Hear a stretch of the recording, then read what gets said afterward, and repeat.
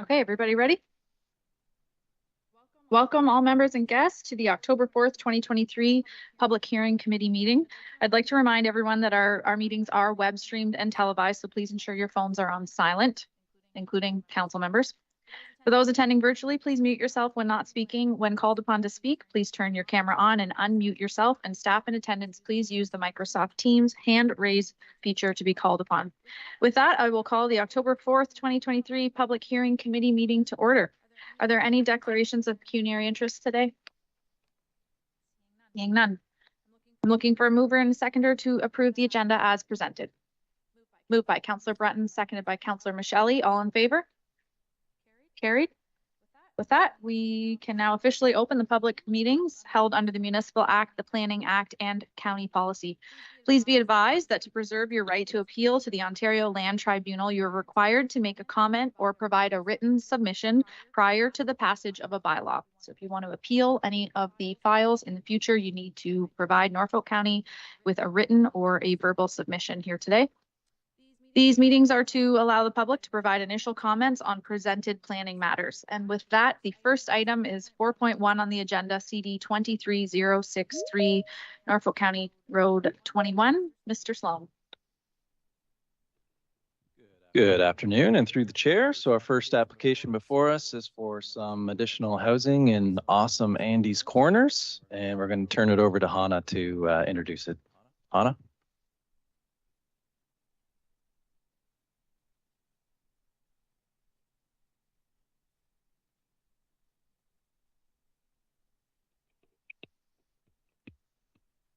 Thank you. Can you hear me okay?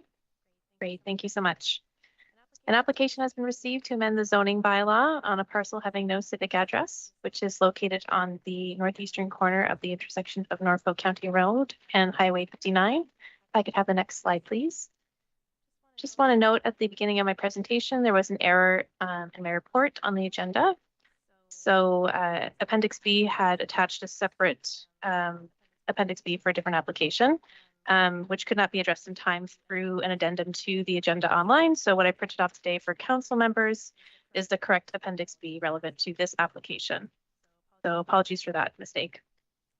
The subject lands are approximately 80 acres, which are partially within the hamlet of Andy's Corners. And the surrounding area and rear of the subject lands are agricultural in nature. Next slide, please. Subsequently, the subject lands have two designations, a majority of this parcel being designated agricultural with a portion designated hamlet. There's also an overlay of significant woodlands, as you can see to the east and south, north, and the entire property is zoned agricultural. Next slide, please. The proposal today is to rezone the subject lands from agricultural to hamlet residential with a special provision to permit a reduced lot area of 0.22 hectares or 2,200 square meters. This is intended to facilitate the future severance from the subject lands into 3 lots, with the remaining agricultural parcel to be retained for the purpose of building single detached dwellings on private services. Additionally, the effect of this rezoning will be bring subject lands into conformity with the underlying official plan hamlet designation. Next slide, please. Submitted as supporting documents to the application are a functional servicing report, hydrogeological report, grading plan and general plan of services, and a traffic impact study. As a whole, there weren't too many concerns from staff. Just noting the development engineering department identified that all 3 proposed lots must work independently of each other for drainage. So if any catch basins or dry wells are to be shared between the lots, they will require a mutual drainage agreement. And then just some general comments on the consents as it pertains to works on the right-of-way and any dedication for a site triangle on parcel A, which is the corner lot.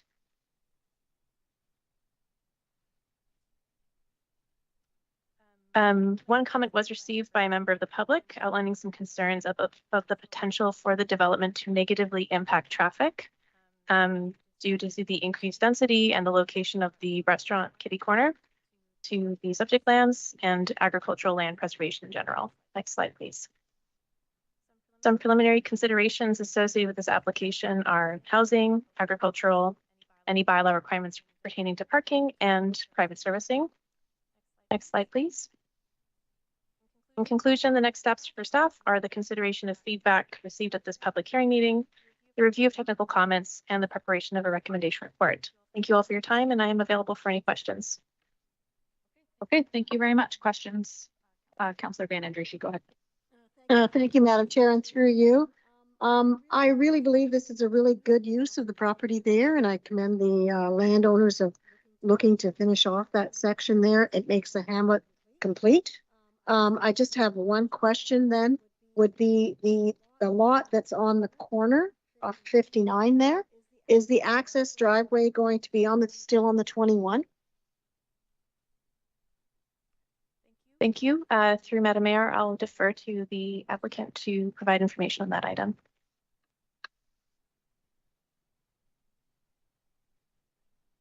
The applicant here today? Hi, Mary. Good afternoon. The applicants are intending to put all the driveways on highway, not on highway, not 59, but on County Road 21. They're all going to be on the 21, Yes, right? and they've asked that the first driveways be as far away from 59 as possible. Right, to the farthest side. And just the depth then, in my mind, I see it's drawn up as the full depth. And that depth will be the same as the other properties that are there, correct? That's correct. That's absolutely perfect. Thank you very much. Any other questions from members of council? Just one for staff then. So just to clarify, because I do see in the comments from the public, one of the concerns is preservation of ag land. So this is through the hamlet would already have been a suitable use for these 3 parcels to square it off, correct? Through Madam Mayor, yes, that is correct. The effect of this will be an act of conformity in bringing the zone, which is agricultural, to the underlying official plan designation, which is hamlet. Okay, thank you very much. Is there anyone here in council chambers that wishes to speak to this report today? Is there anyone on the line that wishes to speak to this report today? Okay, with that, someone wish to move the staff recommendation? Moved by Councillor Columbus, seconded by Councillor Van Andriessen. All in favor? Carried. Next up is CD 23048, 185 Robinson Street. Mr. Sloan. Thank you. And through the chair. So our next application is an infill parcel in Simcoe, and Fabian is here to introduce this item. Fabian? Thank you. Through you, Madam Chair. So the application before you today is for a zoning bylaw amendment at the property located at 185 Robinson Street in Simcoe. If you could go to the next slide, please. So the property is currently vacant. It is currently designated urban residential in the official plan, and it's zoned urban residential type 6, so R6 in the zoning bylaw. And the proposal overall in its entirety is to conduct a zoning bylaw amendment to facilitate the development of an 8-story mixed-use building, which would contain ground floor retail units, a long-term care facility from floors 2 through 4, as well as residential apartment dwelling units from floors 5 through 8. And the proposed development is located on the northern portion of the property.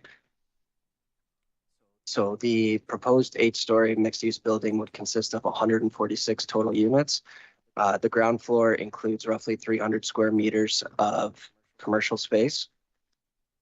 And floors 2 through 4 consist of 66 long-term care units, and floors 5 through 8 consist of 74 residential units. So in total, that would make the 146 units there. So to service the site, the applicant is proposing to provide a total of 200 parking spaces. That would include a configuration of 47 on-grade parking spaces, as well as 153 parking spaces within the 3-story underground parking garage. So 51 parking spaces per floor of underground parking. Sorry, can you go to the next slide, please? And the next one. Sorry. And so in terms of the zoning amendment, so the zoning amendment is to add the uses of a long-term care facility as well as commercial retail units to provide a rear yard setback of 3.5 meters, to increase the maximum floor area ratio for an 8-story building of 1 to a maximum floor area ratio of 2.8, and to amend the step back provisions of section 5.6.3 of the zoning bylaw, and to address parking deficiencies in section 4. So in regards to the parking deficiencies, there's a total requirement of 213 parking spaces be provided. The applicant at this time through the proposal has provided a total of 200. So there's essentially a deficiency of 13 parking spaces. Can you go to the next slide, please? So this chart here will basically outline the parking, how parking is calculated for each respective use based on the size and the amount of units. So it just basically outlines exactly what I had just indicated there, the deficiency of 13 parking spaces. A future planning application to sever the parcels into the northern and southern components. So the northern would consist of the proposed development, and the southern would consist of the existing building that exists at 185 Robinson Street. Previously, this application was brought to public hearing back in 2021, and at the time, there were public comments that were received. Staff have reached out to those members of the public by sending a letter, and at this time, staff have not received further public comments. But previously, the public comments of concern surrounding the development included the height of the building, overall traffic impacts to the surrounding area, parking considerations, overflow of parking of vehicles that would be within the existing side roads, as well as accessibility and shadow impacts. As indicated, this application was previously heard in 2021. At the time, in regards to parking, they were required to provide roughly about 300 parking spaces. The difference between that proposal, one of the primary differences between that proposal and this one is that the initial proposal included a proposed use of a retirement home, which has a higher parking requirement as opposed to the long-term care facility. So in order to bring the project closer into conformity, they removed the retirement home, which removed almost about 100 parking spaces in terms of being required. There have also been modifications to the design and the step back provisions of the building as well. And staff have also identified that a holding provision would be placed on the subject lands, and that at this time, that essentially concludes staff's presentation, and the agent is available on the line as well to help assist any questions. Perfect. Thank you very much. Questions from council to staff. So Duffy. Thank you, Madam Mayor, and through you, I guess initially to staff, and then perhaps over to the applicant. I do have some concern related to the parking reduction, specifically in that area. You know, there are future plans for the building that currently exists on that site that will see an increase of traffic and people flowing into that building. And obviously it's also in the vicinity of the hospital, which has some significant parking challenges as well. And we see a lot of people parking on side streets. Around Robinson, 185 Robinson, there isn't a whole lot of on-street parking. So I am really concerned about the reduction in parking spaces. I realize it's only 13, but that's still 13 displaced vehicles. So any comments that would sort of help ease my mind on that one? At this time, I believe that further discussions with the agent and the owner are to be had regarding the proposal. Whether or not the proposal ends up changing to potentially remove another use to bring the project further closer into conformity, that is to be discussed essentially. Thanks for that. I would hope that to be the case. I think I've said it previously in this setting that we have to be very careful about parking spaces across our community. I think the reason that we're in some of the situation that we're in now is based on decisions that were made a long time ago. And while I realize we obviously hope to have an active transportation system and all of these other things, we don't. And we have to be very mindful of that moving forward. I'm wondering as well, so the building is 8-story, is that correct? And that's approved within the zoning currently? Correct. Okay. Can you maybe talk, because there are homes, I know there's a little side street there, sort of between the parking lot for Unilever. There are homes there. Can you maybe just share with me how we're going to offset some of those challenges that we might have based on sightline, shadows, etc.? Absolutely. Through you, Madam Chair. So The street that you're referring to is Carr Street. One of the initial things that the applicant has done to mitigate any potential shadow impacts is that they placed the building further back into the parcel, so it is closer to essentially the edge of the parking lot as opposed to it being closer to Carr Street. That's one thing that they've done, and another item would be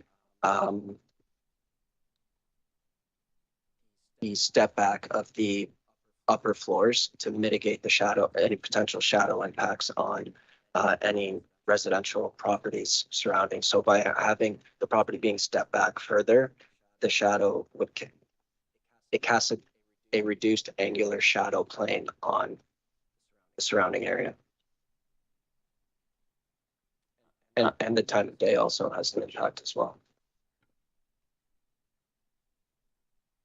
But thank you for that. I guess maybe this one might be more geared to the applicants or their agent. And perhaps it's just me, but struggling to see the vision of how the long-term care and the residential in the same unit comes together. And I guess I'm wondering if there's any other examples of this or just some additional information that would help to bring that concept to life. So through the chair, I would defer to the applicant to answer that. Yes, good afternoon, Madam Mayor, members of council, staff, members of the public. My name is David Eagleman. I'm not sure if you can see me on the screen here. I think you can. We can see you and hear you. Great. Thank you, Madam Mayor.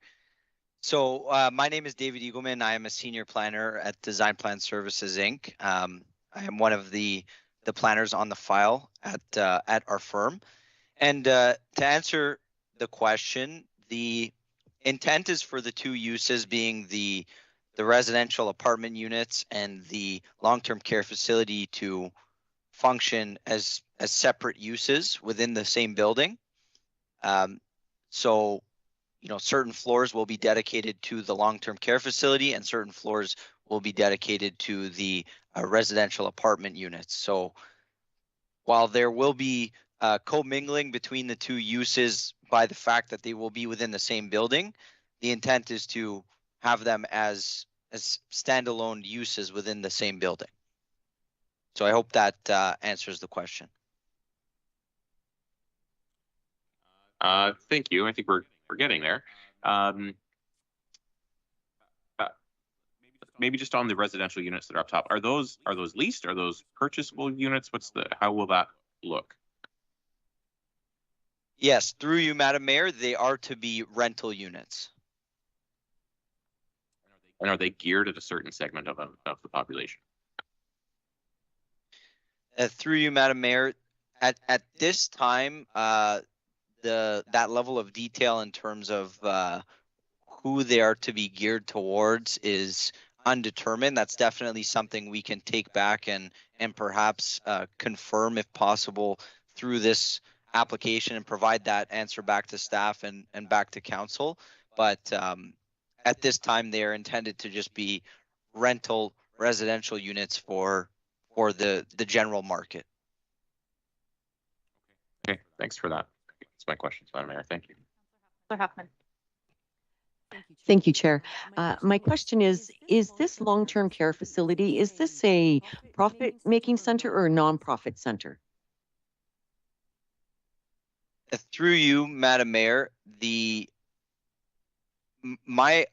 is something I can take back and again get confirmation on and provide that answer to staff and council.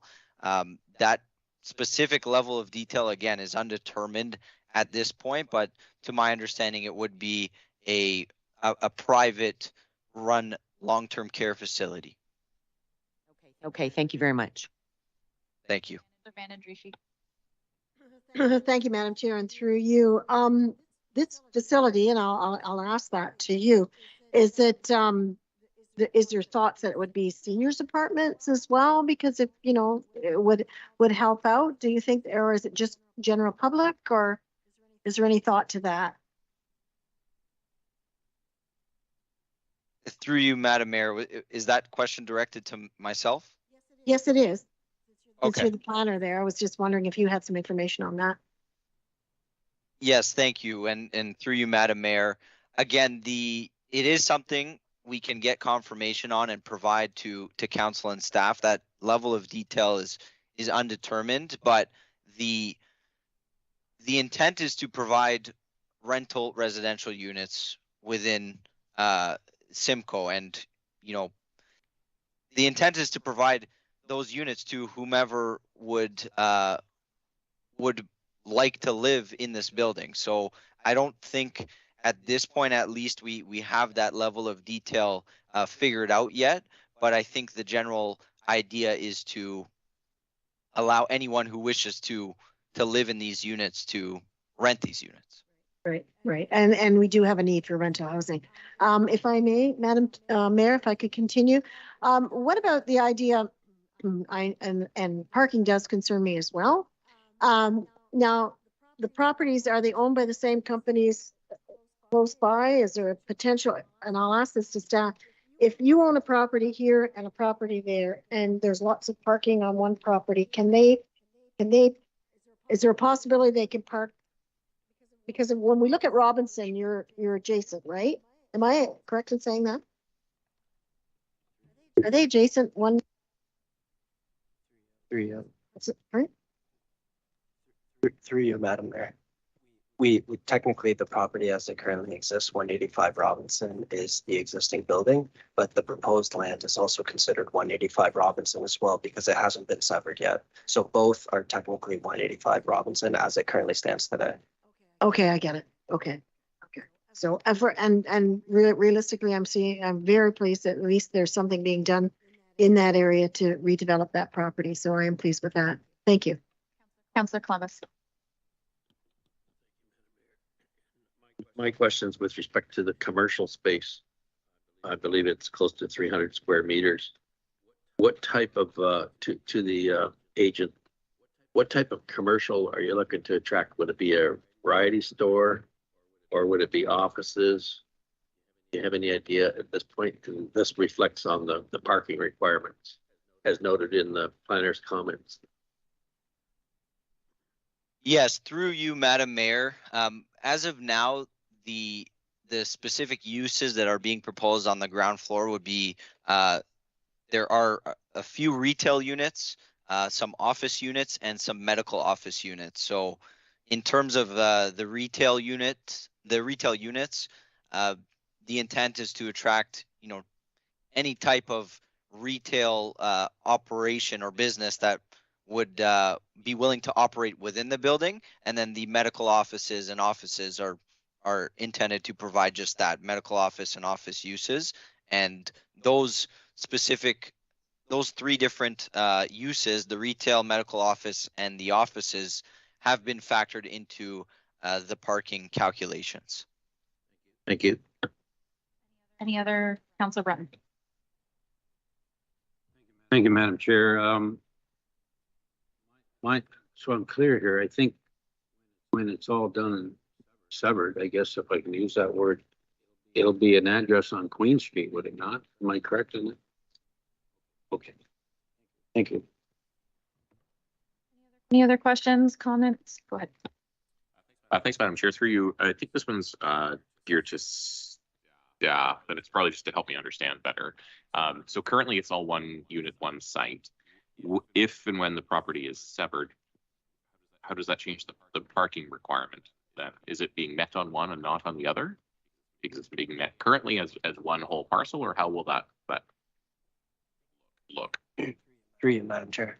So the proposed development that we're discussing here today, all of the parking for that development would have to fit within the northern portion of the lot. The existing has to all essentially fit within the southern component.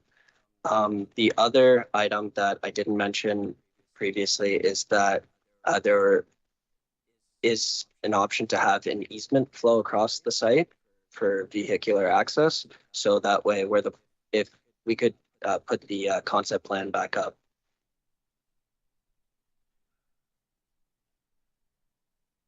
Okay, so yeah, along the south side of the property, where behind it is the Unilever factory, there would theoretically be an easement along the parking spaces to connect. So to provide access right from Robinson Street. Sorry, can you go to the next slide? Yeah. To provide access through Robinson Street as well as Carr Street. So people could either go through in behind, or if you need to access the existing building, you are able to do that as it currently stands. Or if you need to access your apartment, you could do so by accessing through Robinson Street, Carr Street, or Queen Street. Okay, thanks. Is there any requirement for emergency vehicle parking if there's long-term care? So I would have to take that into consideration and provide that information at the next step. So for the recommendation report, typically there isn't requirements that outline like X amount of parking spaces are required for fire service vehicles, etc. Just for access. Thanks. And then I'm also this sort of got my train thinking here about is there any thought to lane configuration on Queen Street in that area? Because there would be a heavy amount of traffic turning in and out of that. Sorry, can you repeat the question? Lane configuration or reconfiguration? Because right now it's a very wide road, but there are no lines that like it's just simply 2 lane technically. Right. So I would have to defer. Engineering would comment on that as well as through the traffic study that was conducted. I believe engineering is on the line. Perfect. Go ahead, Tim. Good afternoon. I do not believe we received TIS for this zoning amendment. If you happen to read the technical comments provided, back in the day, there was no requirements for any studies to be submitted, and there were no studies submitted for this zoning amendment either. So I can't comment on a TIS.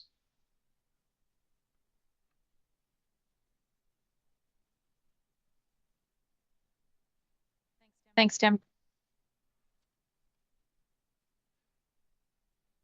Go ahead, David. Thanks. Thank you, Madam Mayor. Through you, just to clarify that, there were certain engineering study. There have been updated comments that were provided through the staff report for this meeting today, which noted that certain engineering materials that weren't previously required should be submitted at the site plan stage. However, I would just like to clarify, and we can provide it to staff again if perhaps it is missing or staff can't find it, but a TIS has been submitted with this application back when it was initially submitted. So I can provide that to staff again for review if it's perhaps unavailable at this time. Through you, Madam Chair. So I can confirm what David has just said, and staff will meet with development engineering and have those discussions in regards to any potential traffic line alignments that could be made, and potential sidewalk discussions as well. Okay, that's perfect. Oh. Can I just maybe add one thing? Thanks, Madam Mayor, and thanks, staff, for that. I think that's an important conversation to be had.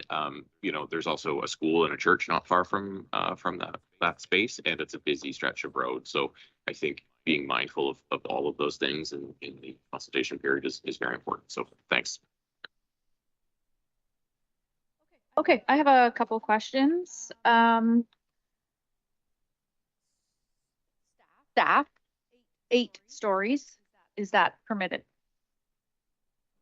Through you, Madam Mayor. So the R6 zoning currently does permit 8 stories. And we have step backs on this particular, the step backs are included in this particular design. Correct. Okay.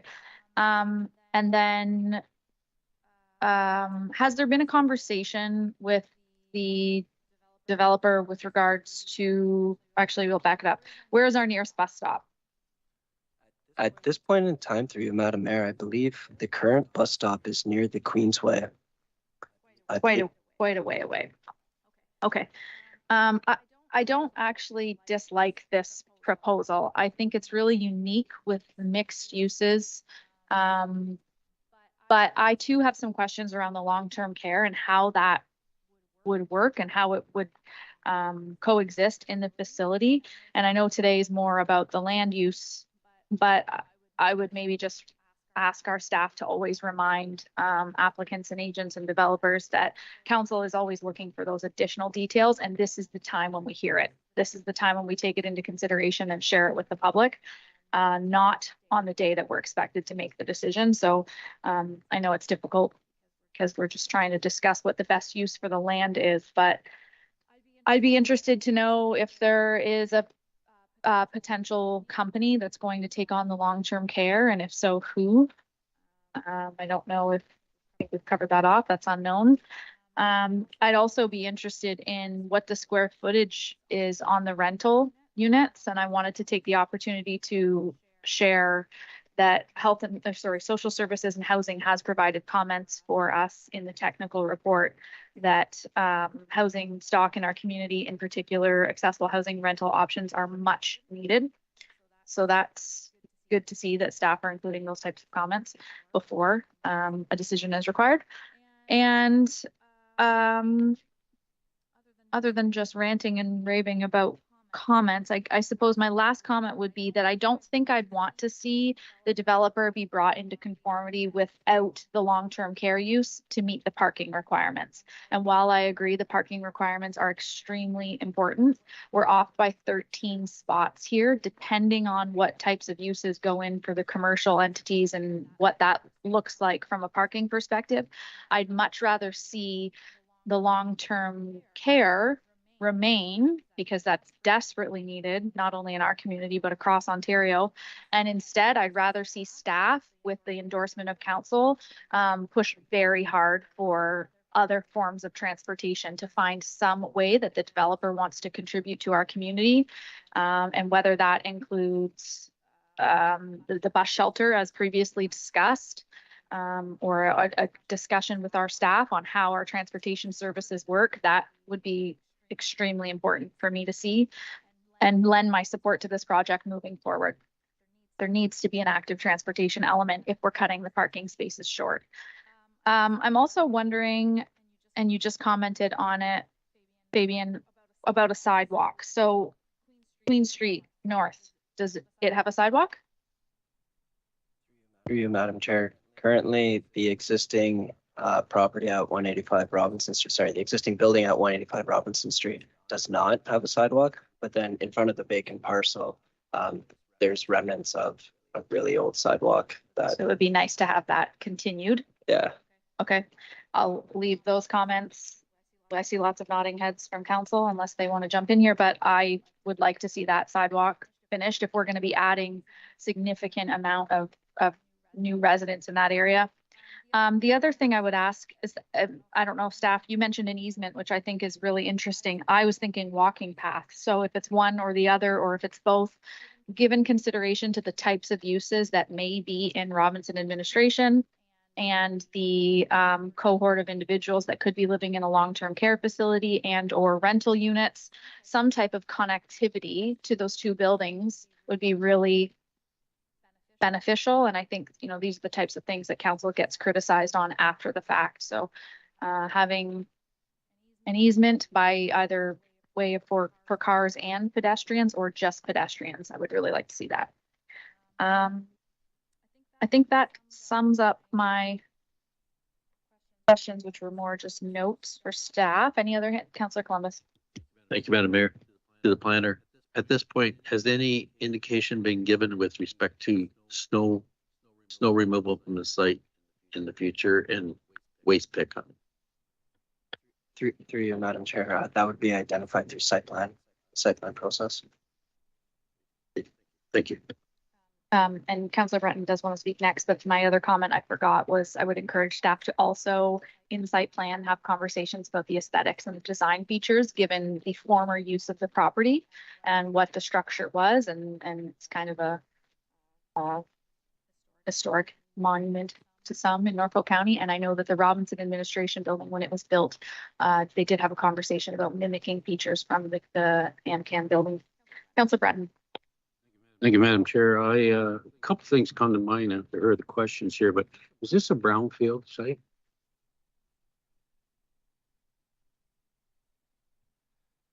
Through the chair, I think that many are aware of the former industrial use on the site.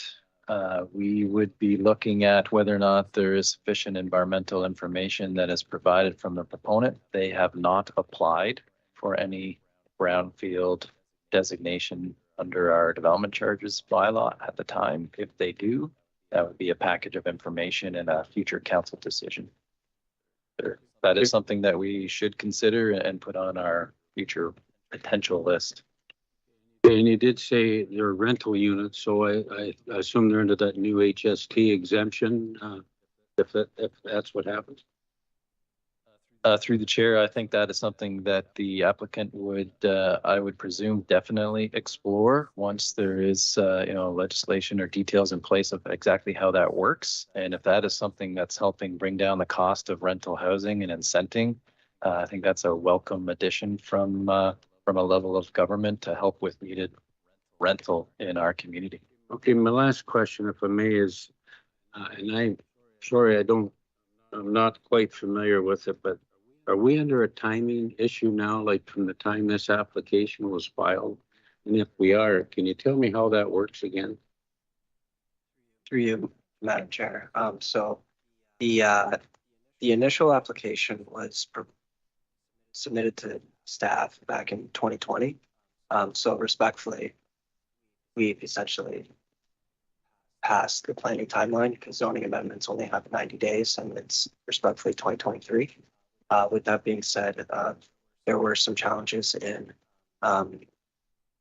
communication back and forth with the owner, the agent, and the proponents. So that's created a little bit of a delay, and staff have we've been in constant communication with the applicant regarding the project, but that's essentially created some of the delay, if you will. But are we still do we still have to meet some specific time here? In regards to refunds, no. No.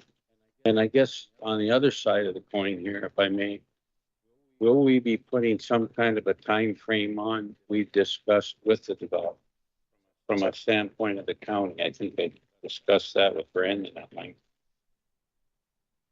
Sorry, can you repeat the question? Will we be putting some kind of a time frame on the development in terms of when it's be completed for water and sewer allocation? Through the chair, so we definitely would like to see this application move forward to a decision shortly. So that's having this public hearing committee, and then we'd be coming back with the council recommendation report. And then it's to the applicant on their timing of submitting the site plan. So I don't believe we have a formal site plan application submission. Once they do come in for the formal site plan and we go through our conditional approval and we have agreements, then yes, we are looking at, there's a time frame of those agreements, and the servicing allocations for water and wastewater would be subject to those timeframes. So there would be a certain number of years to move forward in actual construction and build. Otherwise, we may have to look at whether or not those capacities for servicing are needed elsewhere. Okay, so have we set any kind of guideline for that, or are we going to in terms of a bylaw, or how will that work? Through the chair, so the Norfolk County does have an existing servicing allocation policy. And we have been updating our development agreements to make sure that we are reflecting that. And then we are working on some updated allocation policy, and then we can bring that forward to council. We're also, as we're working on our updated subdivision agreement, that's something that would come forward as well. But we have been including those clauses into new developments. Thank you. Okay, so to be clear, based on a non-decision timeline, this could already go and be appealed at OLT. So that timeline has exceeded. And secondly, when we talk about brownfield sites, just so that council has an understanding, when you flag these for developers, although we do have the policy and it is available for use, that is a charge that gets added to the taxpayer from the levy that we then need to move over at budget time into a reserve. So it is not in the best interest of this council to raise brownfield sites in general. I wish we didn't have the policy. I understand why it's here and how it came to be, but I don't think we need it given today's development climate. So with that, To the public. Is there anyone here in council chambers that wishes to speak to this file today? Sure, come on up and there's a button on the podium. You can turn the microphone on and state your name for the public record, please.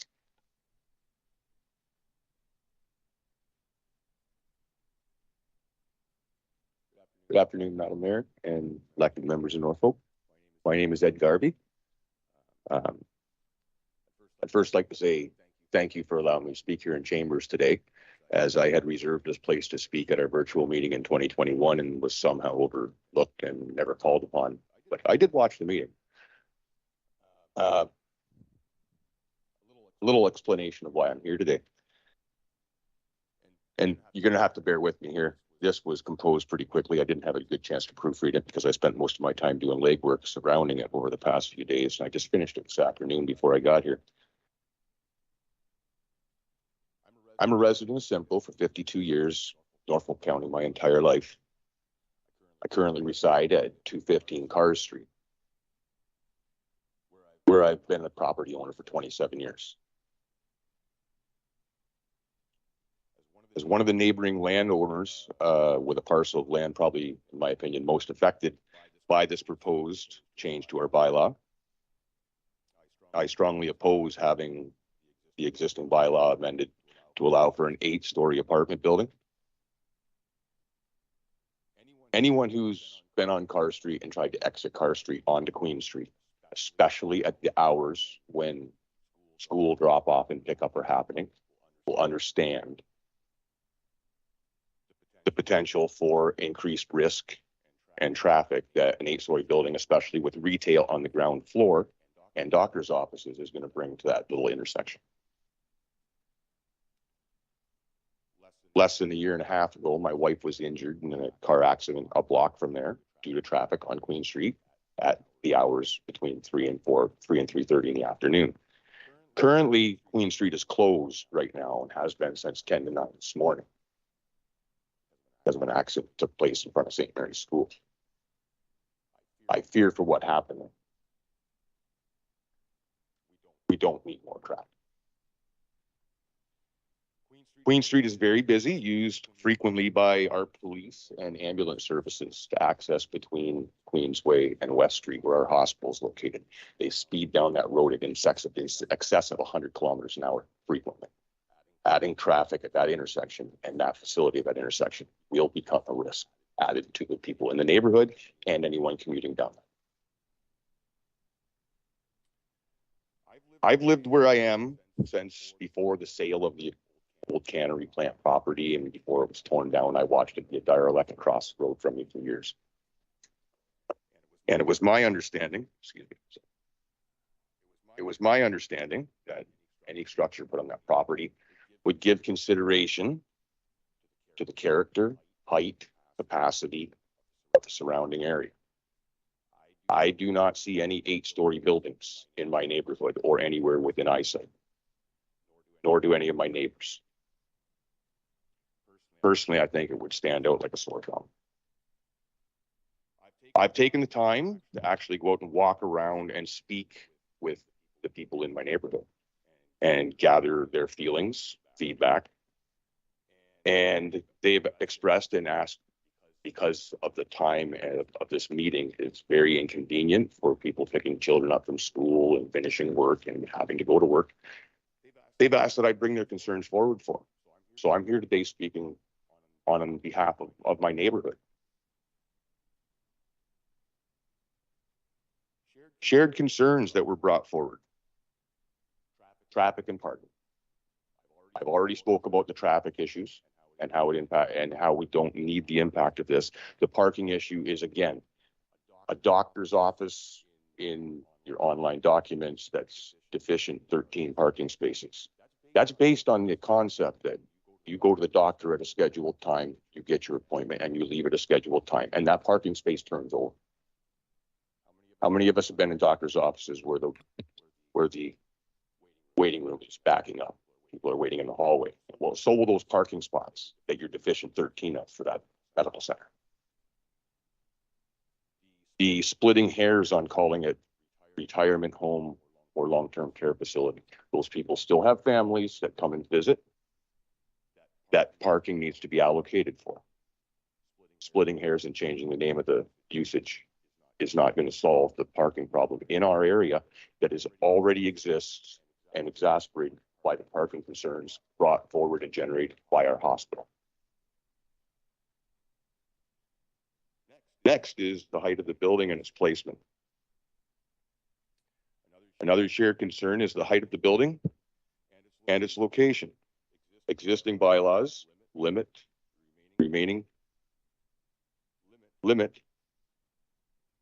building to be compatible in character, height, and to other buildings in the surrounding areas. These are things that were stressed to me by my neighbors that I've just brought forward here. And again, they also had privacy concerns. They feel that anyone in a building that height gives them a bird's eye view of everything in their properties. Privacy fences are no longer privacy fences. They're barriers from the road, but not from eyes on an 8th story that are watching people on their decks, etc. Water and waste management system. The failing water and waste management system in our town that we know exists was equally troubling to all the residents. In fact, equally troubling as was the traffic. Almost every household that I spoke with had experienced the muddy water coming out of our taps last summer, multiple times. I personally contacted the town on the 3rd event and was told that our water system is old and failing, and they're having a hard time keeping up with the repairs required. That I should, quote, expect these kind of problems. Yet we're going to put an 8-story building on a facility, on a location where not more than a week ago, we had a water main break 2 blocks away at Queen and Cedar.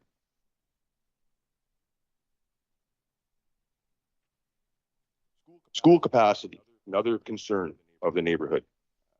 Many parents in the area spoke and identified the overpopulation and disrepair of Elgin Avenue School and wonder where children residing at this proposed building would attend school. Many individuals spoke that they recognize the demographic of people in need of housing here in Simcoe are frequently families with young children. So if they occupy this building, has it been consideration been given to where and how we're going to accommodate these additional children in the Elgin Avenue area for schooling?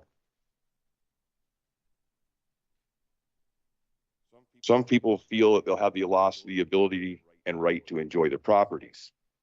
Several individuals who have lands directly facing the subject land, myself included, strongly feel that the building of 8 stories will block the direct sunlight from our properties, and setting it back 2 meters each time for the top couple stories from where my front yard is will make no difference. I know 27 years watching the sun travel through my sky, I know where 8 stories will be. I will be in shade the majority of the year. It will affect the light that we receive into our houses as natural light. It'll affect passive solar heat that we receive into our homes during the winter. It'll affect the ability for us to enjoy our yards, our gardens, our decks. And everyone agreed that the limit of 3 stories to a building on that lot should be retained. I'm going to interrupt you just for 1 second. I apologize, Ed. The comments from the public are limited to 5 minutes, and I didn't tell you that. So if you could just take a moment and provide us with some wrap-up comments, because I let you go on for 6.5 minutes here, which is my error. So if you could just take a few moments and try to summarize, that would be appreciated. Pardon me? If you could take a few moments and try to summarize your comments, Okay. that would be appreciated.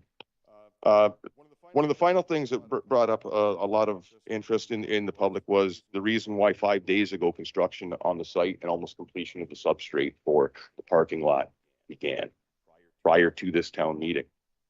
A lot of people feel that there must have been some kind of backdoor green light given and that they didn't have a voice. A lot of people's voices have not been heard. There's many people in my neighborhood who do not know any of the details due to the fact that many of them are aged and are not tech savvy enough to navigate the community web pages to find information.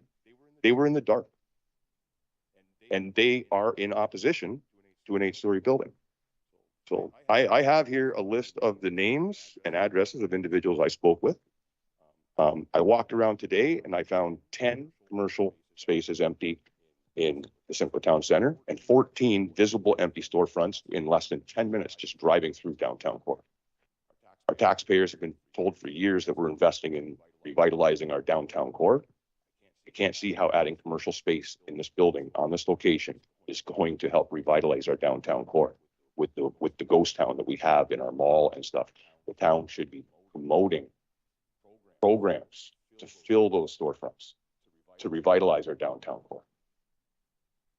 And I'll provide you with this list of names and Cole's notes of what I just had to say. Thank you very much for your time. Thanks, Ed, very much. And I would encourage you to share with your neighbors that they are able to write into the planning department, contact our staff to get their opposition on the public record, which, as I said at the beginning of the meeting, appeals their right to, preserves their right to appeal a decision that's made down the road. I'm not sure that your paperwork will suffice to protect them later. So it is in their best interest to connect with staff, but The majority of them have actually written letters before the previous meeting, Madam. okay, thanks.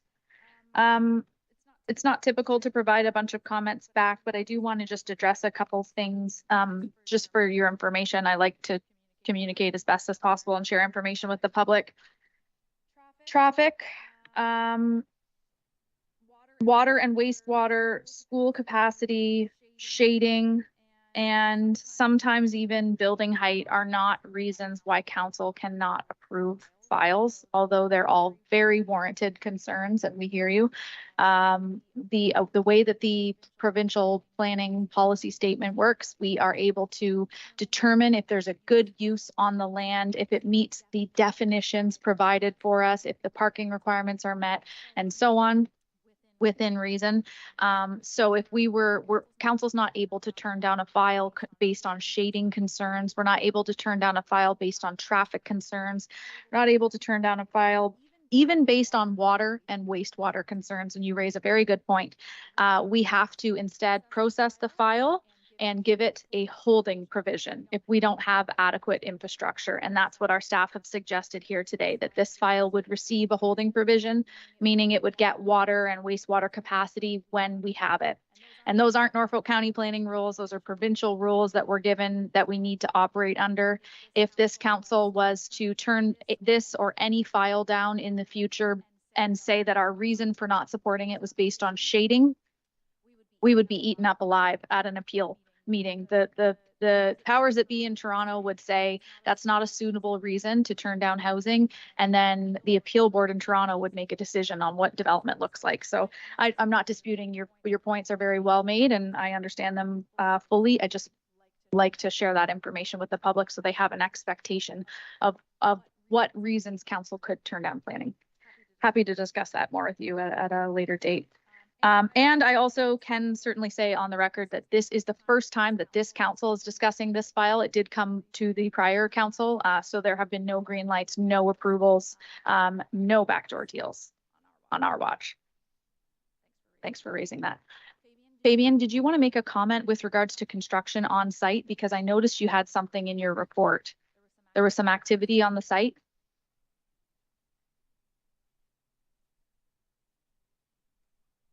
So in regards to activity on the site, staff, I don't have any details to disclose at this time regarding. Isn't there something in your report about gravel being moved? I didn't put that in a report respectfully, because at the time when the report was written, the gravel being moved out front wasn't. So we discussed it then. So it. We are aware, but that is not work as it relates to this file. Okay. Councillor Duffy? I would just add there was some landscaping that took place on the site this week. There was grass cutting and weed trimming and stuff on the surrounding sidewalk and around the parking lot. I did notice that too. Okay, thank you. Is there anyone else in the room that wishes to speak? Sure, come on up and turn the microphone on and state your name for the public record. And I do apologize, but you have 5 minutes and I can let you know when you have 1 minute remaining. Good afternoon. My name is Jardel da Silva. I live across of this development plan here on Queen Street. on 50 Queen. One thing that surprises me is that I did not receive any information about this development. I got this letter here from the previous owner of the house, which moved a long time ago from that property. I took possession of this house mid-June, and I was not informed of any type of construction that was going to take place in this area. So that concerns me, first of all, because I live there. And if you see the plans of that construction, it's right in front of my house. I'm not opposed to construction. I'm not opposed to the town to become a better place, have new developments, but I'm opposed to something being done without informing me, since I am one of the neighbors. I already paid taxes for that property twice this year. So I think it's like, in respect to myself, my family, it took me almost 20 years of earning and savings to buy a property. Simcoe was a place that my wife and I choose, not even in a handful. We took time to check the town, make sure that this was a place that we want to live in, retire here, and maybe die in that place, and raise our kids for sure. So a few things that concerns me is not being informed. I think I deserve that respect. Number two is, like Madam Mayor said, shade is not something that you guys can block. But I know my house is right in front of it. I will probably see sunlight after 4 o'clock in the afternoon. So when I bought the property, like I said, I inspect the area and I made sure that this will be a place that catches our eyes, and maybe even if something was going to happen in the future, by seeing the 3-storage unit that belongs to the city hall right next to it, we never thought that something so massive would be like rising up right in front of our eyes. My concern is that when we researched the area, that property over there used to have a very deep concrete for trucks to back up to the facility at the back. I'm pretty sure that by digging that to make a underground parking or anything else will shake the structure of the houses nearby, including mine, which was built in 1903. So those are my concerns: the structure of my property, privacy, traffic. We already talked about that, so I don't think it's make any sense for me to bring that up. But I know that it's a little bit of issue for us as well. If I can recommend for the city councils and everybody else, maybe try to propose something for a speed limit on that street, more reinforced, because people do drive by flying over there. And I have children. It concerns me. Or if they lose control, they might enter my house. So I didn't have the privilege to elect anyone on you in the past election, because I was still living in my previous address. But it's a privilege for me to meet you all face to face today. Thank you very much. That's very kind. Thanks for coming. Nice to meet you. Staff, Brandon, could you provide a comment on just how circulation works? And I actually, even for my own information, would be interested to know, when a file comes back a second time, what are our requirements and what do we do?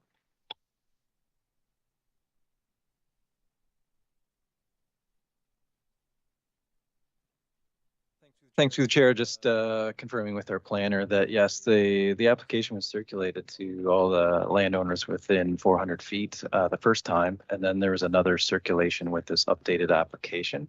There's also been a yellow sign that's out front, and I saw it the other day walking out there as well. That's been advising of the zoning amendment application and the contact information to find it. But what we're hearing today too, just to put it out there, we're hearing some important considerations from the surrounding property owners about compatibility. And these are things that we should be looking at and factoring in and working with the applicant. And they are proposing some things that we could look at, even in terms of the shadow, I think, on some of these zoning provisions that are being proposed. And they're definitely items that we would be further considering with the applicant and as part of this application. Okay, thanks, Brandon. And then finally, is there a way that the traffic study impacts can be circulated not only to council members, but then to the public as well. So engineering can provide comments on them. Heard from Tim that he hadn't had a chance to review them. So I want to make sure that we're fully communicating all the information we have. Through the chair, the application includes a number of studies that are done by their technical experts. So if we happen to get clearance from those technical experts about making them public, we can do so. It is definitely an item that should be followed up on the transportation plan with the applicant, their agent, and our engineering staff, especially if they're proposing this driveway access with this volume of units that would be going onto that existing side street and the intersection with Queen. And as we heard from the deputation, that's a quite important and can be quite a busy area. So we want to make sure that that is reviewed, proper, appropriate considerations are given to that intersection, any turning movements, and that it's safe as well. Or are there other options? I think we heard a little bit about there might be other route options through the site as well. So not all the traffic is going onto that one area.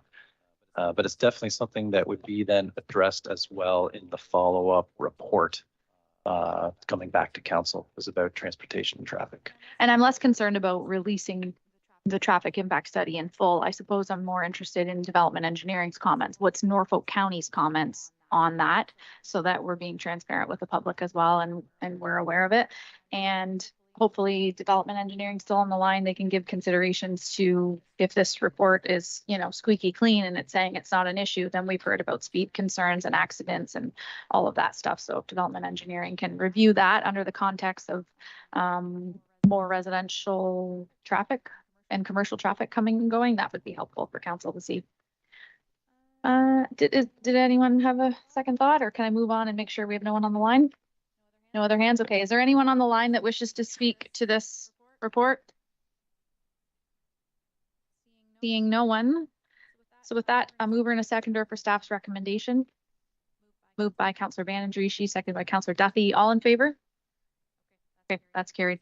So we've just received the report as information today. Staff will continue to work with the developer, take your concerns, our concerns back, and then there will be a planning file before council. I would assume as soon as they can get those details ironed out and identified for a final decision. So you still have time to get your neighbors to send in any correspondence that they want, but they'll go back to staff at this point. Thanks for coming today. Okay, our next file, 4.3. Sorry, Brandon, go ahead. Sorry, Madam Chair. We just wanted to confirm that the clerk has the deputation's contact information so that our planning folks can further connect with the members of the public that deputated today. Thank you.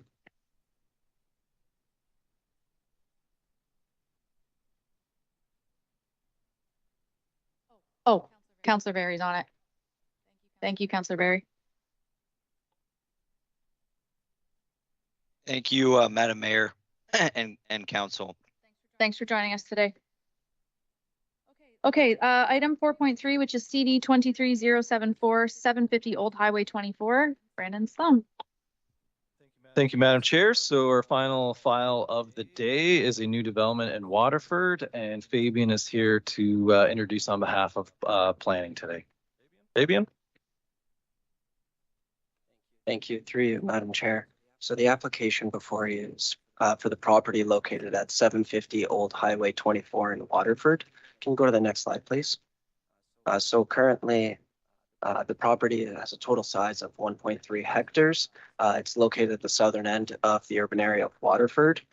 There's currently access from Lamb Boulevard onto the site, and surrounding land uses consist of predominantly residential development, industrial area, as well as agricultural lands and future commercial and residential lands as well. Can you go to the next slide? So in terms of the current official plan designation and zoning of the property, the northern portion of the property is designated commercial, and the southern parcel is designated urban residential in the official plan. The northern parcel is zoned service commercial, and the southern parcel is zoned urban residential type 5, so R5 in the zoning bylaw. The overall purpose of the zoning bylaw amendment is to add a special provision to the northern portion of the subject lands to allow the retail use of 810 square meters of usable floor area. So the proposed development is divided into the northern and southern parcel. So can you go to the next slide? Sorry, for the northern the northern parcel, there's a standalone building, which is the building on the left-hand side of the northern parcel, for a fast food restaurant with a drive-through, and a second building containing approximately 810 square meters of usable floor area of commercial space, in other words, a retail plaza. For the southern portion of the project, so the southern portion, it consists of a 5-story mid-rise apartment building with 44 dwelling units and a mixture of styles as well as sizes. And at this time, the proposal is in conformity with the R5 zoning. So essentially, the purpose of today's public hearing is to discuss essentially the northern portion. At this time, there have been public comments that have been received on the application. Sorry, can you go to the next slide? At the time when this project was essentially, when the presentation was prepared, staff had not received comments at that time, but since then staff have received comments. Concerns include compatibility with the existing area, specifically the residential subdivision, traffic impact, as well as any potential impacts of proposed construction on the northern parcel and the potential impacts that it may have on the existing residential homes, as well as pollution concerns and concerns about the building heights. So that concludes planning staff's presentations. If there are any questions or comments from council, they're more than welcome, and thank you. Can you just clarify what the consideration for council is today? Again, you said it, between the northern and the southern portions. Can you clarify what is permitted and what is before council for decision? Okay. Thank you, through you, Madam Chair. So what's currently permitted is the southern portion is already zoned R5. So it already allows a height of five stories.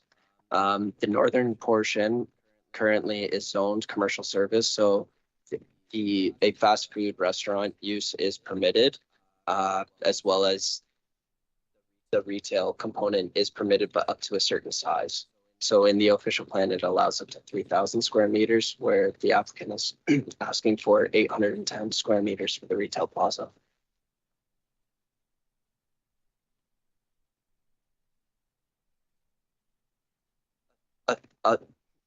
Sorry, other commercial uses are also allowed within the plaza, so that can include anything along the lines of like a pet store, a travel agency, for example. Okay, thanks for your presentation. We'll start off with questions from council to staff. We do have a presentation as well. Council, do you want to hear the presentation so you can do one sweep of, okay, come on up. Thank you.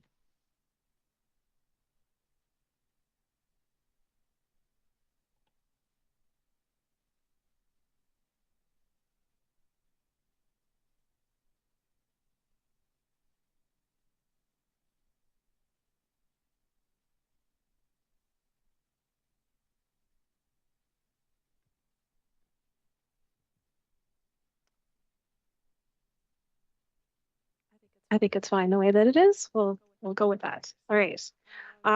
Thank you, Madam Mayor, councilors, Norfolk County staff, members of the public. Thank you for the opportunity to speak to you today regarding the proposed zoning bylaw amendment for 750 Old Highway 24 in Waterford. Next slide, please. My name is Melissa Stickle. I am the Director of Architecture at G. Douglas Valley Limited, and I am the architect for this project. With me here today also is Scott Palandre, who is the planner for this project, also from our office, and Tom O'Hara, who is the owner and applicant. Next slide, please. Our proposed zoning bylaw amendment today is, we think, simple and straightforward. We are asking for council to add retail as a permitted use in an existing commercial zone up to a maximum of 10,000 square feet of usable floor area. This amendment is consistent with what council has already approved for lands immediately to the north of Lamb Boulevard. Next slide, please. The subject lands highlighted in blue on the aerial photograph are currently zoned CS commercial. As mentioned, our application is to add retail as a permitted use in the current commercial zone up to a maximum of 10,000 square feet of usable floor area. The adjacent lands to the north, so highlighted in orange on the north or top of the screen, they are in the same CS commercial zone as the subject lands, and this council approved retail as an additional permitted use for those lands. Next slide, please. The next couple of slides provide some recent history regarding the subject lands. So I'll just go through that quickly for us. So in December of 2021, an application was made to rezone the subject lands from commercial to residential. In May of 2022, there was a public meeting held here in council chambers where concerns were heard from the public regarding the loss of commercial land. In September of 2022, Norfolk County staff provided their report to council with noted concerns regarding the proximity of the proposed residential development to protected industrial lands to the west and the loss of commercial land. So at the time, staff recommended that 75% of the subject land, so that portion to the north that we're talking about, 75% of the subject lands remain zoned commercial and that 25% of the subject lands could be changed to residential. So prior to council's decision meeting, the applicant formally withdrew the application since at the time it was felt staff's recommendation to council made the proposed development impractical the way that it was being proposed at the time. Next slide, please. In November of 2022, the project team requested a second pre-consultation meeting with Norfolk County to review a new development proposal, the one that we're talking about today, and the inclusion of retail as a permitted use in the existing CS commercial zone for the subject lands. The pre-consultation meeting was held in February of this year. Minutes for the pre-consultation meeting were received in July. The zoning amendment application was made in August. And here we are today at the public meeting with council's decision meeting to come in future. Next slide, please. For the previous proposal to amend the zone from commercial to residential, we heard that Norfolk County staff want the subject lands to remain as commercial, that Waterford residents are concerned about any potential loss of commercial land, that there was concern regarding the proximity of the proposed residential development to protected industrial lands to the west, that the subject lands need to retain commercial zoning, and that retail is an appropriate use in the CS commercial zone. Next slide, please. As a result of this, we are proposing to keep the subject land zone commercial with retail added as a permitted use. The addition of this use is consistent with the provincial policy statement and the Norfolk official plan. It is also consistent with Norfolk County staff's desire to have commercial use on the site and council's decision to permit retail in the same CS commercial zone on the adjacent lands immediately to the north of Lamb Boulevard. Next slide, please. Supporting studies for the proposed application have been provided. All the reports and studies support the application. Next slide, please. Again, our request is that council add the following special provision to the current CS commercial zoning for the subject lands, that in addition to the uses permitted to the service commercial zone, the following uses shall also be permitted. Retail up to a maximum of 930 square meters, or 10,000 square feet. Next slide, please. And this is the last one. So that concludes our presentation. Thank you for the opportunity to speak to you today. And our team is here to answer any questions that you might have. Thank you very much. Okay, I'll turn it back over to council for questions of both staff and or applicant. Councillor Columbus. Thank you, Madam Mayor. Melissa, will the retail section that we're talking about here, will it have exposure off of the 24 highway, Old 24? So the retail component that we're talking about, it was in the building, I would say, that's off of Lamb Boulevard. So that's the building that we're looking at that could potentially have retail. And again, we're looking at, different potential uses, just looking to add some flexibility for that building. But that is the building that we're looking at where that retail use would be. It would be on the west side of that property, closer to the highway. On the east side of the property. Identify the building number for councillor. He's talking about number 2. He's talking about building number 1, which is in our staff presentation on page 5. Through you, Madam Chair, Councillor Clum. So he's referring to building 1 would be the proposed restaurant use, and then building 2 would be the commercial space. Building 3 would be the apartment building to the south. Yeah. There, it's on the screen in front of you now, Councillor Columbus. So building 1 would be on Old 24. Am I Right. reading it correctly? Yes. Will building 1 have exposure off the 24 highway? So when you say exposure, it's directly adjacent to Highway 24. Right. Building number 1 is, Good. yes. Yeah. Good. Councillor Van Passen, then Huffman. Thanks, Madam Mayor. Not sure if this question's for the deputation or for staff, but part of your comments on the timeline, you requested a pre-consultation meeting in February. You had that meeting, in November. You had the meeting in February and didn't get the minutes back till August. Is that normal to take that long? It seems to me that pre-consultation meeting is something that should come quickly to try to get a sense of where we have to go. It shouldn't take that long, but is that sort of the norm, or is that acceptable, or am I the one who's not thinking right here? Through you, Madam Chair. So the process of booking the pre-consultation meetings within the department basically happen on a first come, first served basis. So if somebody was to apply for a pre-consultation meeting today, hypothetically, there would already be X amount of people that have already applied. So their meetings would come first. In terms of the turnaround of providing the minutes, the timeline that was provided by the proponent is very unusual, and that doesn't necessarily happen. Usually our turnaround time is 2 to 3 week ballpark. In this instance, I don't necessarily know what happened. The situation is an anomaly, or is this the norm? It's not the norm, to answer your question. Good to hear. Also, I'll pipe in here and bail out the planning team. Sometimes, most of the time, we're waiting on development engineering, which is not under the planning portfolio. So had to help Brandon out there for a minute. Councillor Huffman. Thank you, Mayor Martin. I have quite a few things, actually, I guess. Thank you very much for your presentation. And that's certainly that corner of Waterford is going to be busy. I don't have any issue, and I do agree that what the request is that you're looking for is simple and straightforward. Unfortunately, what has come forward with building 1 is not simple and straightforward to me at all in any way, shape, or form. I would like to know if you know of any existence, and staff can chime in on this one too. Are there any locations in Norfolk County where a drive-through fast food restaurant abuts to a residential area? Does anyone know the answer to that question?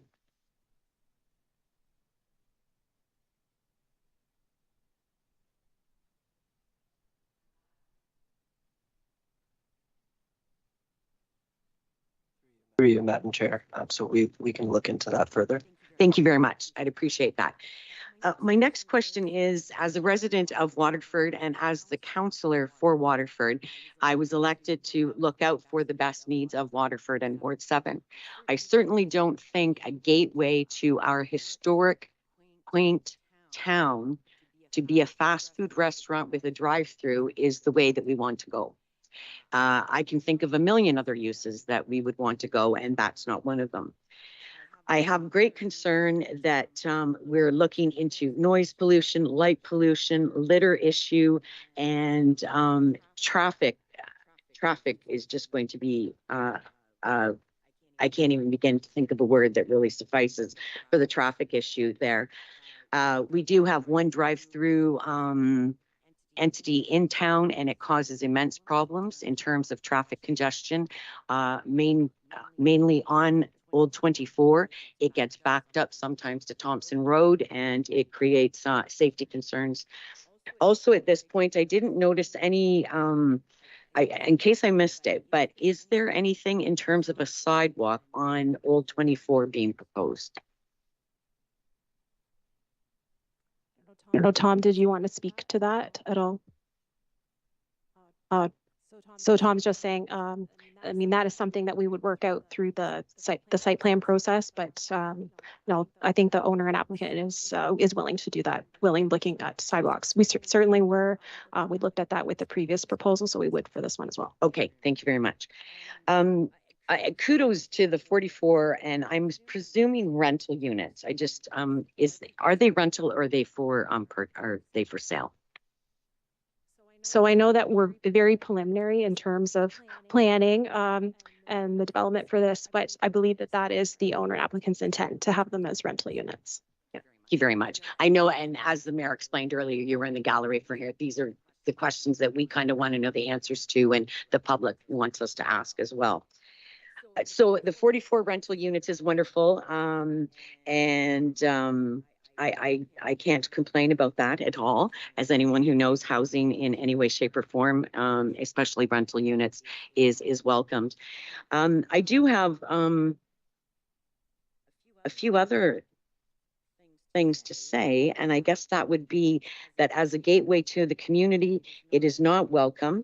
And I can think of some businesses that are family-run businesses in Waterford, such as Ritzy Cakes, Gibble Goose, Carrie's Eatery, Giorgio's, Belching Barista, Swazi's, and Yin's, would probably not welcome the fact that we would have a fast food drive-through restaurant in our town.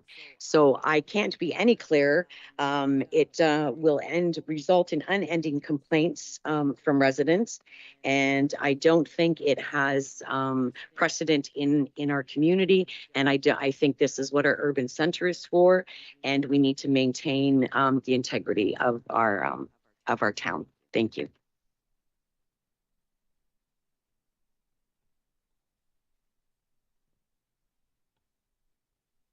Do you want to speak to that, Tom, or are you just making yourself available for future questions?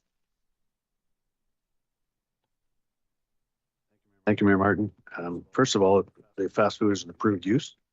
You know, we're following CS zoning, and you know, I think that what we're here today is simply to ask for retail within the 9,400 square foot building that we intend on constructing. And they are purposeful rentals. That's what we're doing. But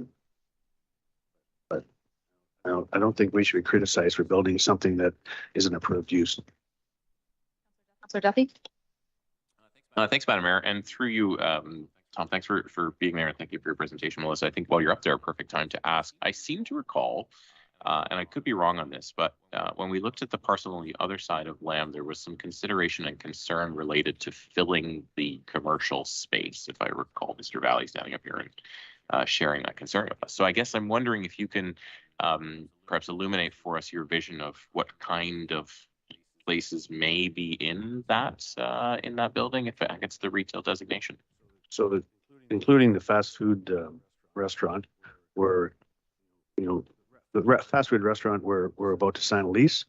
We have two more possible tenants that we've signed letters of intent with. One is 4,000 square feet. The other one is 1,200 square feet. One is a restaurant. The other one is retail. But at this time with letter of intent, it's just not appropriate for us to, but we're not having any problem filling them. We've hired a retail consultant or a franchise consultant to work with us, and we're not having any problems. We were actually yesterday in Toronto at a shopping center expo, and we had people wanting to come to Waterford. Thanks for that answer. That's helpful to know. I think, you know, as we don't want to see these properties get built and sit vacant. I'm sure you don't want that either. So it's helpful to have an understanding of what it is that you're looking to do with the space. So thanks for that. Absolutely. And Councilor Duthie, we don't want to, I want to ensure it's full before we build it.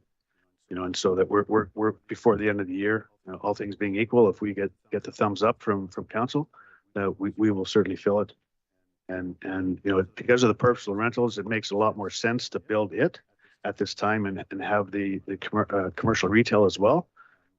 With the way that sales are in residential real estate, it makes much more sense to build the purposeful rentals and have the commercial retail at this juncture. Any other questions? Okay, I have a couple.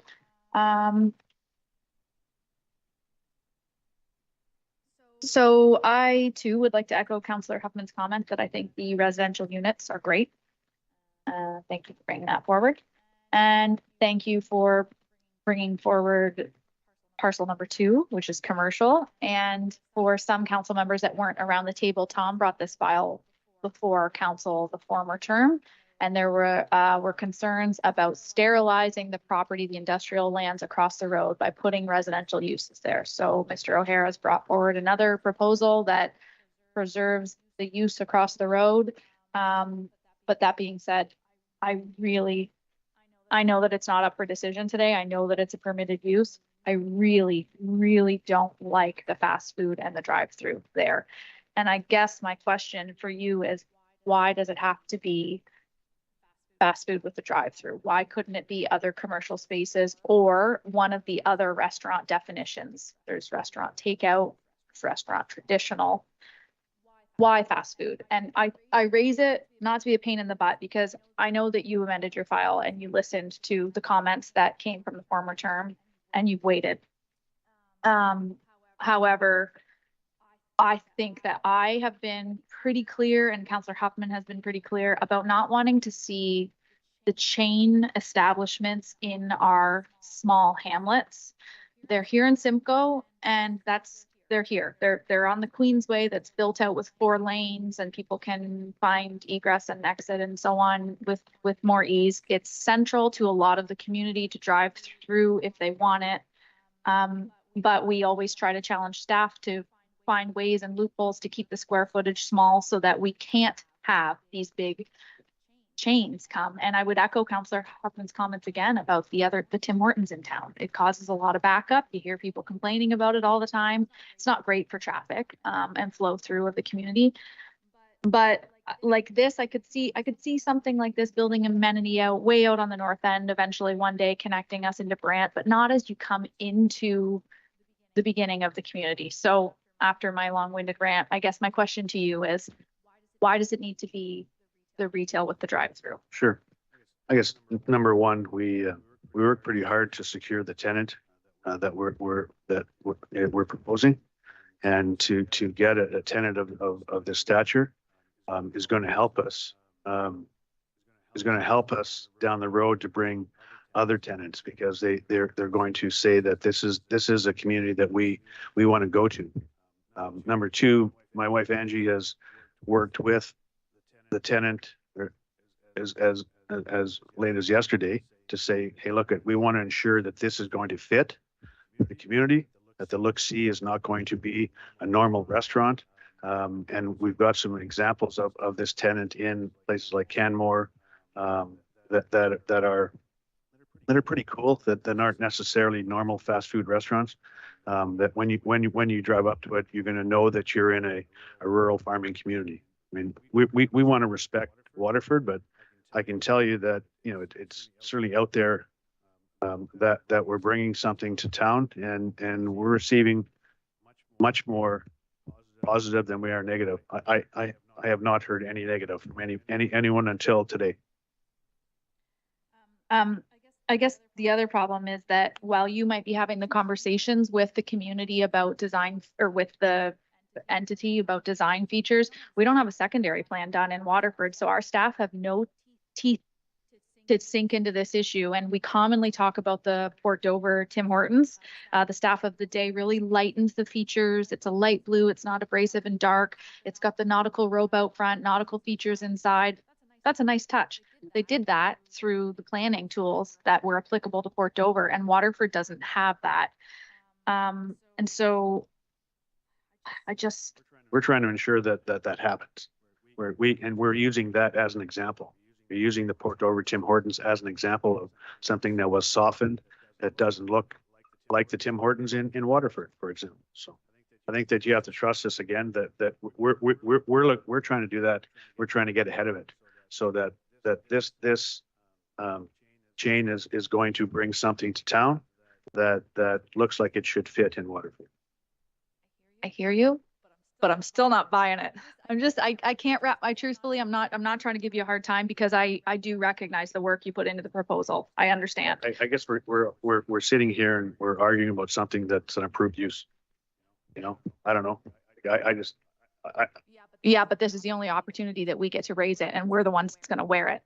So it's our responsibility to raise the use. And I think that we've made ourselves pretty clear. I myself have, and the ward councillor, about how we feel about it. So it's our only opportunity to get to speak to you about it. And respectfully, you come before council, and I think this council is pretty generous with the work that you're trying to do. And I know that that's a benefit to the community, but we try to work with you as well. And this is one thing that the councillor and myself have said. I don't want to see it's not you. It's not the particular entity, because I don't even know what that is, but I don't want to see it in Victoria. I don't want to see it in Turkey Point. I don't want to see it, you know, in Port Rowan. I would take the same approach elsewhere as well. And this is really our only opportunity to be able to raise it with you. We could have gone directly to, if we didn't ask for this, if we didn't ask for the zoning amendment for retail, we could have gone directly to site plan. We could have, if we're within our right, because this is a permitted use. That's fine. I wouldn't have had the opportunity to speak to you about it today. So, Councillor Huffman. Thank you, Mayor Martin. I just want to be really clear with Mr. O'Hara. I understand very clearly it's an acceptable use. It's just not a use that I see for the town that you now call home and that I call home, and your developments that are there in terms of the villages of Waterford and this development. It's important to me that we maintain the integral footprint of Waterford. We are experiencing a large amount of growth. I think the community has been more than generous with you in that regards. And I don't see it as respectful, to be honest with you, that you're looking at it as a leapfrog to further development of businesses that you're going to bring in. I see it as very one-sided, and I don't see it as a benefit to the community or to those small businesses that I listed before. And those are my thoughts, and they will not change. Are there any other questions or comments for staff or the agent? Councillor Duffy. Thank you, Madam Chair. This one I think is maybe geared to staff. I'm hearing the comments from my colleagues today. I'm wondering if there's anything through site plan approval we can have conversation regarding the aesthetics around the outside of the building, or perhaps walls on the corner as you enter on Old 24 or something to mitigate some of the concern that's being shared today. I understand it is an approved use. So what can we do with what we've got right now? Through the chair, we'll attempt to answer that question of what can we do with what we have right now is an interesting challenge. So yes, there may be alternate concepts, design options for the corner and for the site. It can be further explored in the site plan. There are somewhat limited tools available, including with some of the provincial changes that have occurred to legislation, of how much and how deep we can get into things. So we do not necessarily have a strong policy regime. We do not have urban design guidelines or standards here in place. The ability to require a landscape plan or building elevations is necessarily no longer the case with some of the changes. We can attempt to explore it with the applicant, but to be honest, there are some limitations when we're at the site plan stage to get into some of these details. Thanks for that, Brandon. I appreciate it. And I appreciate that, you know, the situation that we're in today, and I don't necessarily disagree with the comments from the mayor and the work councillor. So it sounds to me like obviously Mr. O'Hara has been working hard to try and find a solution and find a way to appease both sides. So I wonder if there's just opportunity for further conversation to see if you can find a way to make it as palatable for everybody as possible. It sounds like you've started down that path, and I would just ask that you continue to do that. Any other questions? Councillor Berry, then Columbus.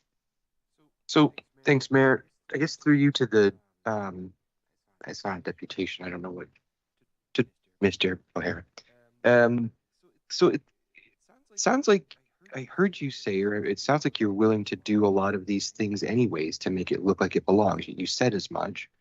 So I guess what I'm wondering is, what are we trying to get? It sounds like we're trying to get staff to set up parameters to get Mr. O'Hare to do what he's already said he's going to do. And so I just wanted to clarify, you are already offering to do things that will make it look like it belongs in Waterford. You did say that, correct? That's correct. Okay, thanks. I guess I would counter that with it's a lease of a building that, like in the Tim Hortons, as an example, they're a tough corporation to crack on their design standards. They typically don't want to budge on what they offer. It is status quo and that's it. So while Mr. O'Hara could try, and I believe that he will try, it doesn't mean that they're going to budge, and there will be nothing that our staff or Mr. O'Hara could do to make them adhere. So, and typically it's, you know, not something that we just leave to the public to trust that the design standards are going to be met. However, in this case, it sounds like we're going to have to.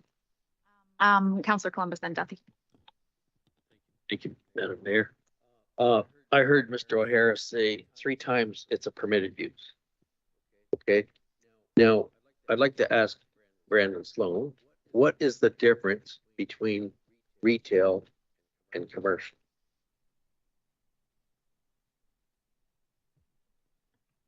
Through the chair. So this is commercial zone, service commercial. So it lists specific types of uses. So it might be a laundromat, or it might be other specific types. But in some of these, say, somewhat historic approach to commercial zones, general retail is typically not permitted. And in the past, a lot of that time was retail, general retail was typically only in a downtown.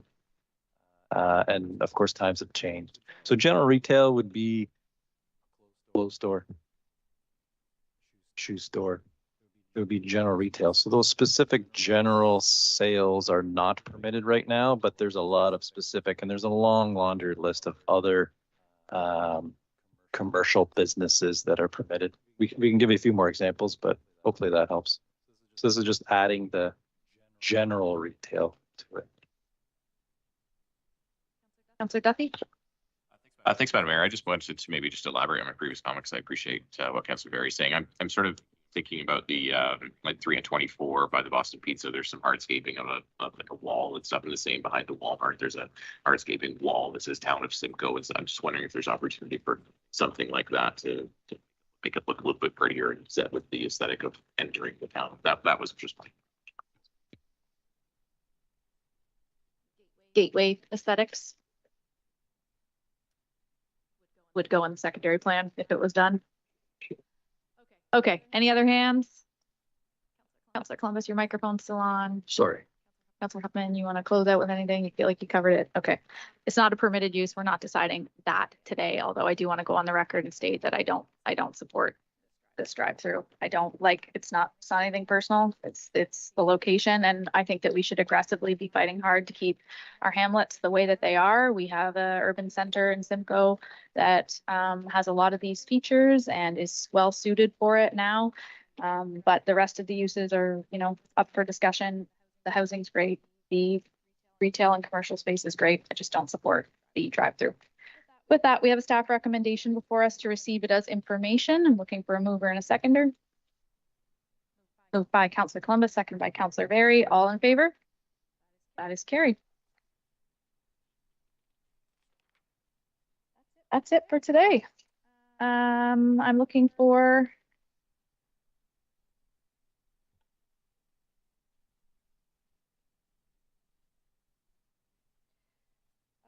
Councillor Huffman, a motion to adjourn at 4:37 p.m., seconded by Councillor Michelli. All in favor?